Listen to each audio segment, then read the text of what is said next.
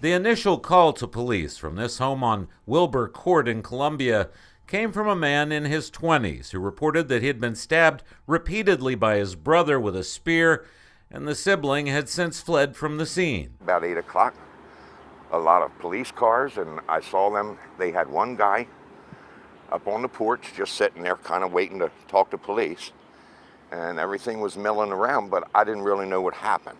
Just 2 minutes after the initial call, the suspect called from the nearby intersection of Oakland Mills Road and Carter's Lane and indicated he was still armed. An officer arrived very soon after, within a couple of minutes, and located a man in the middle of Oakland Mills Road holding a large double-edged spear.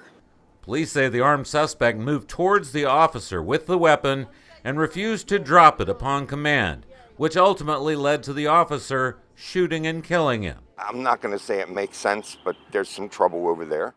Neighbors say social services had been to the house on occasion, but the occupants stayed to themselves, offering little hint at any trouble that may have been brewing behind closed doors. Something was wrong, and the one guy that apparently was with the spear, I hardly ever saw him, but I saw his brother. A brother who at last report was in critical condition at the Shock Trauma Center.